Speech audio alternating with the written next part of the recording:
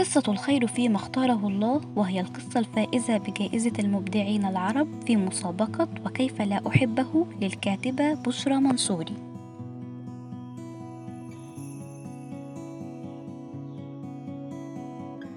في أعلى الهضبة هناك تجد مسجد القرية بصومعته الخضراء الشامخة تتجلى للرأي من بعيد، يزينها صوت الأذان الشجي بعبق كلماته العميقة 5 مرات في اليوم، تتبعه تسبيحات وتهليلات الحاج مأمون إمام المسجد، ذي الابتسامة العريضة ولمعة العيون المميزة التي تزيدها تجاعيد العينين سحرا وهيبة، يتطلع إليه أهل القرية كلما حلت بهم مشكلة أو استعصى عليهم أمرا أو ضاق الفضاء لنزول قضاء.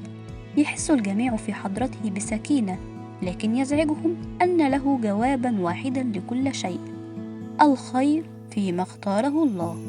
تبدو كلماته بلسما يداوي الجراح، ولكن ليس في كل مرة.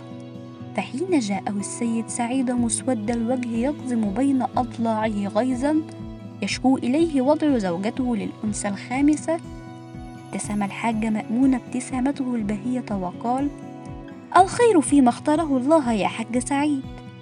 حمل الحاج سعيد غيظه بين أضلاعه كما جاء به، وعاد يهيم على وجهه لا يجد ما يكفيه هول ما ألم به.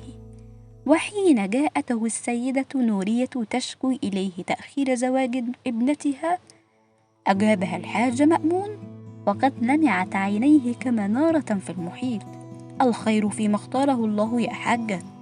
هزت السيدة رأسها، لكن يبدو أن هذه الكلمات لم ترح هذا الرأس من ثقل ما يجول به. لم يكون الوحيدين الذين طرقت مسامعهم هذه الكلمات، وقد بدأ أهل القرية يعتقدون أن الحاج مأمون يستهزئ بآلامهم ولا يبالي فعلا بما يلم بهم، فسولت لهم أنفسهم أمرا. كان رعاة القرية في كل صباح باكر يأخذون قطيع أهالي القرية للرعي في الغابة المجاورة، ومعهم كذلك بقرة الحاج مأمون، وقد كانت كل ما يملك الفقيه الصالح. يقضي الرعاة اليوم بأكمله في الغابة ليعودوا عند مغيب الشمس، ولكن في هذه الليلة بالذات طرق الرعاة بقرة الفقيه في الغابة لينظروا ما سيقول هذه المرة. لكن الحاج مأمون فاجأهم بنفس الطمأنينة قائلا: الخير فيما اختاره الله.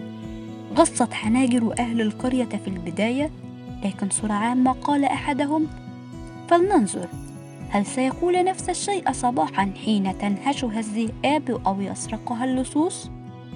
نام أهل القرية ليلتها، ولكن لم يحس أحد بخطوات اللصوص المحترفين الذين حلوا بالقرية وسرقوا كل القطيع. استيقظ الأهالي على هول ما ألم بهم، وماج بعضهم في بعض وجروا يمنة ويسرة علهم يجدوا شيئا أو يتفقدوا أثرا، ولكنهم وجدوا شيئا واحدا فقط لم يتوقعوه إطلاقا: بقرة الحاج مأمون تكتر ما التهمته من أعشاب طازجة بقطر الندى، لم تطلها عيون اللصوص ولا أيديهم. أقبل بعضهم على بعض يتلاومون، وعرفوا حينها سر اللمعة في عيون الحاج مأمون: إن لها وراء البصر بصيرة.